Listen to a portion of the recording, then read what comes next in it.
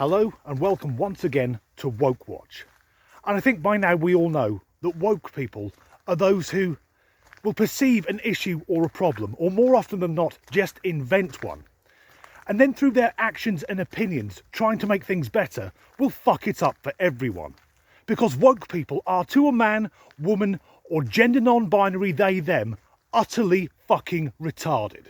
And now, from the comfort and relative anonymity of Twitter, which is the woke brigade's favourite hunting ground, they've taken aim at one of the world's greatest living authors, Margaret Atwood. 81-year-old Atwood is best known for her novel The Handmaid's Tale, a story set in a dystopian future where the USA is run by far-right religious lunatics. Women have no rights, some of which are routinely raped just to produce children, and anyone who doesn't toe the party line or is in any way different, such as being homosexual, they're murdered by the state. Essentially, it's a book which could be set in parts of Eastern Europe and most of the Middle East. So what had the author actually done?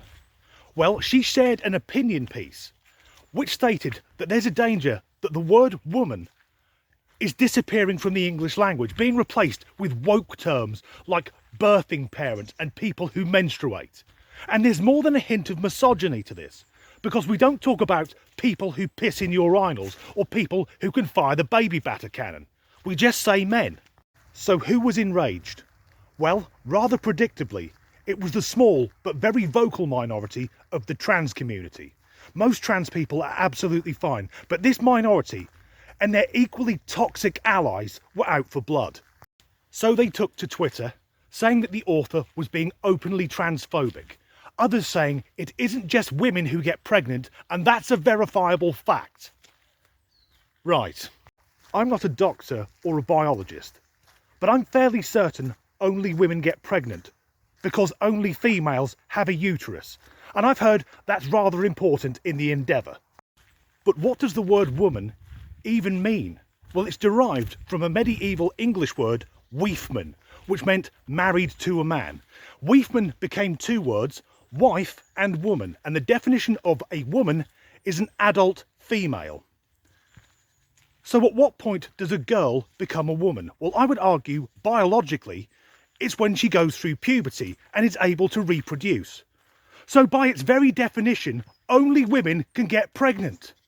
Why can't woke people understand reality?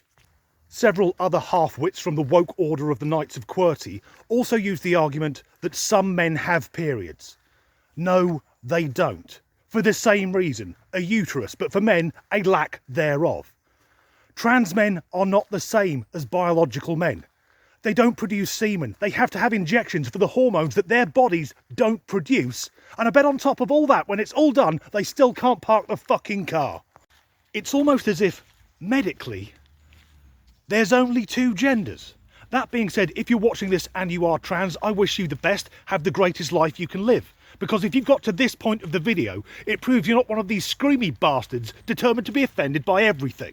Effectively, Margaret Atwood has been thrown under the same bus that hit J.K. Rowling last year, and it's the same baying mob who are demanding that Dave Chappelle's latest comedy special is withdrawn from Netflix. Now, usually when I record these videos, I try and keep most of my opinions out of it, but today I'm going to put my cards on the table. There is a world of difference between being pro-female and anti-trans, but woke fuckers can't comprehend this. So I'm going to say I'm going to side with the biological women. And if that means some people label me as a TERF, a trans-exclusionary radical feminist, me, a radical fucking feminist, well then I'm Team TERF all day long. But you may be wondering, why would trans activists target Dave Chappelle in the first place? Well, it's because in his latest special, The Closer, he makes several jokes about trans people. But he's a no-holds-barred comedian. He makes jokes about fucking everyone. And surely, for a group looking for equality, that would include the equality to have the piss taken out of them.